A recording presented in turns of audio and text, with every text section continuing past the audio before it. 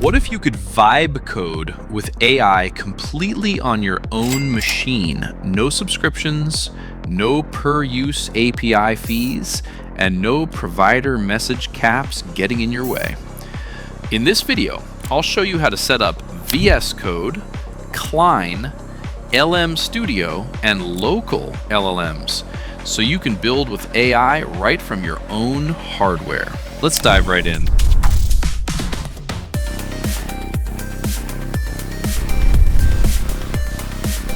The first thing you'll need is VS Code. The link is in the description if you don't already have it.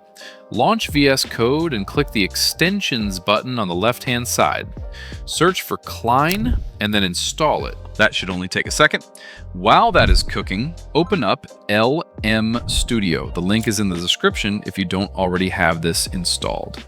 If you don't have any models downloaded yet, click on the Search for Models icon on the left-hand side. Feel free to test different models. I've found that I've had the best results using a model that is trained for tool use. It doesn't necessarily have to be a dedicated coder model.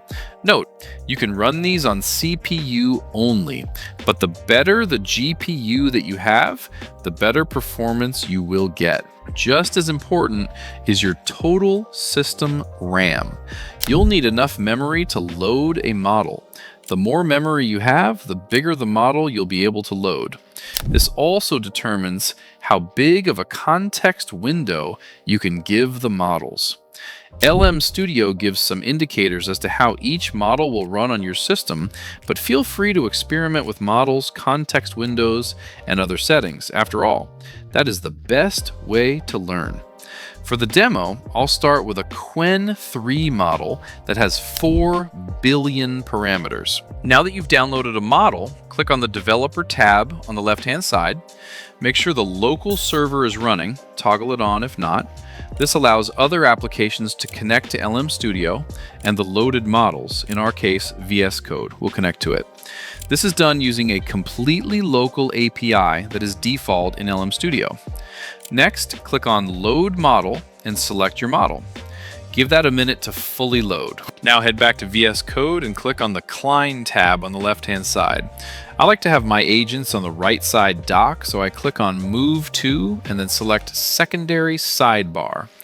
This is a cleaner setup as we can see things like the folder structure of our project on the left and chat with our agent on the right. Click on the little gear to open settings for Cline. For API provider, search for LM Studio and select it. Now when you drop down models, it should pull in any models that you have downloaded in LM Studio. I'll select my Qwen 3.4b model, but feel free to test any models you have. Note the small context window. We will come back to that in a minute. I'm turning on compact prompt, which helps when you have a small, limited context window. Think of the context windows as short-term memory. If it's too small, your model turns into 10-second Tom, not remembering anything you just told it. I was in an accident? That's terrible. Don't worry, you'll totally get over it in about 3 seconds. Now head over to Feature Settings for Cline. If you want the true agent feel, where it will automatically create files and execute them if you tell it to, you'll need to turn on YOLO mode. This is essentially auto approval for Cline. To save those settings, click on Done. Now we are ready to test this out. I'll ask it to write and execute a simple Python script that lists the files in the current directory. Once I send that prompt, we can see the wheels turning. Cline gives us information about what he's doing.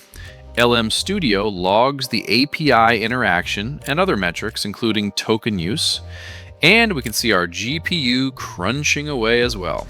Remember my mention of 10-second Tom? Well, here he is.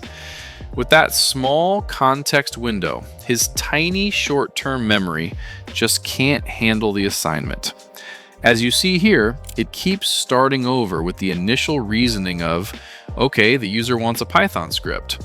Yes, Tom, we have definitely established that. To fix this, head back to LM Studio's Developer tab and eject the model. Then click on Load Model again, but this time make sure to toggle on the option to manually choose Model Load Parameters.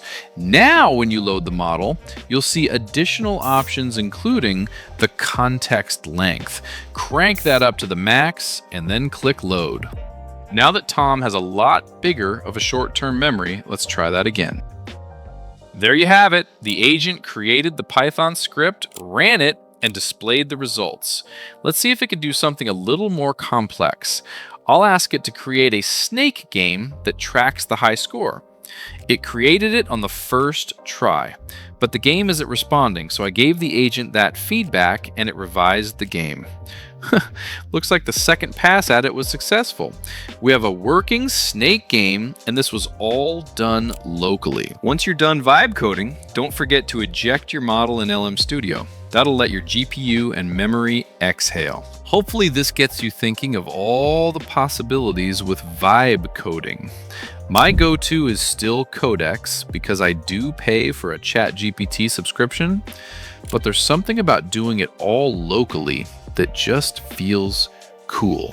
If you like local and private computing, definitely head over to my shop at bootableusbs.com and check out the custom USBs today. They are jam-packed with tons of bootable environments, tools, privacy utilities, local AI, and much more. Drop a comment and let me know what you want to see next. If you got anything out of this video, please take a second to hit that like button and be sure to subscribe so you don't miss the next video.